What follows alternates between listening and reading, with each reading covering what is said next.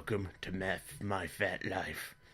Well, I told Mama what happened with Willie, and she just shook her head and got angry. I told her we need to bail him out, and she told me that Willie needed to learn his lesson on not beating up women in shopping centers, and that Willie needs to learn to act like a proper adult and not like some crazy, sex-crazed freak. I told Mama that everything about Willie is completely normal. And then she threw in my face the fact that 21-year-olds who are still in the 8th grade, who talked and hang out with 5th graders, and then beat up a classmate, isn't a normal child. I keep telling her that he doesn't know any better. He's just my boy. And she just told me, no, he's got to pay the price for his crimes today. Little does she know, it was really me. So I got off easy.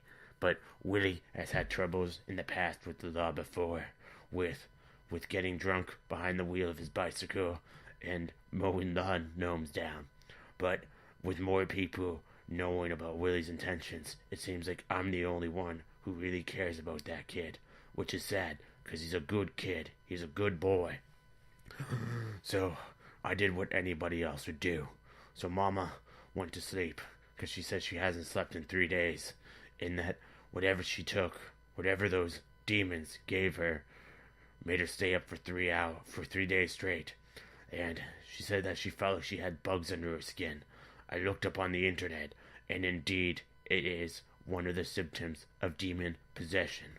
So, when Mama went to sleep, I raided her purse, took the $300, all in ones and fives, and decided that now would be the good time to go see my son. I went to the jail. I hopped on Willie's bike, of course, and I just pedaled. I pedaled and pedaled and pedaled. It took me 10 hours to get to the jailhouse, even though the jailhouse is about 5 miles away. It took me 10 hours. That was the hardest I've ever worked. So I went to the jailhouse and I talked to the guy behind the desk, and I said, "Hey, I'm here to see Willie, my son, and bailed him out." The man took one look at me. I knew I should have showered and got dressed, but I didn't have the time. I was just so anxious to see Willie. He looked at the pit stains. He eyeballed me up and down. He asked me what business did I have to see him. I told him I was his father. He gave me a weird look and said, "How old are you?" I was honest and told him I was 23. He looked at me and shook his head and was like, "Fine, I'll take you to see Willie."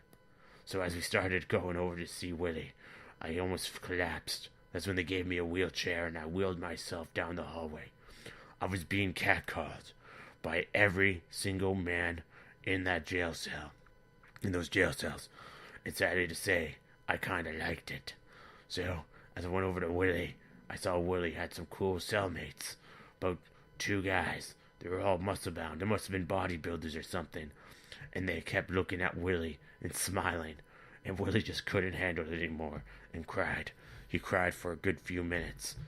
Now, if you ever hear Willie cry, he kind of does a long whimper, followed by some sobs and heavy breathing, which would give you the intention that he's unhealthy.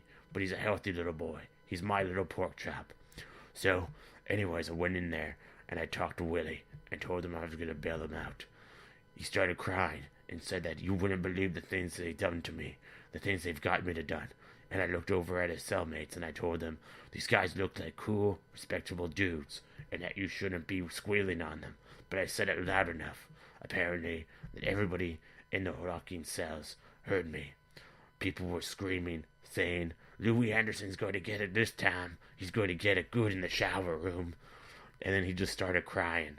And I said to him, I was like, "Don't worry, I'll bail you out." And so as I wheeled myself over to the desk again with the cop, I asked him how much bail was. And he said that bail was $250.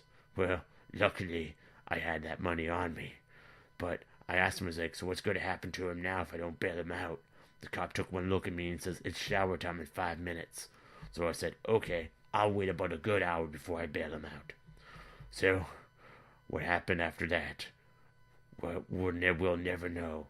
All I know is that Willy's friends from the cell and him and a few other guys that heard him after I said that about ratting out all joined him in the showers. It was a good 45 minutes until he got back.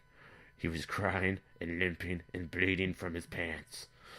Well, I bailed him out after that, and then, while he was limping towards the bicycle, I told him he's going to have to, somehow, find a way to get me home, 'cause I'm not driving. So, we called a cab, and then I took it, and Willy bicycled home, crying the entire way. Well, that's it for now. I'm almost coming up to my stop. Have a good day, everybody.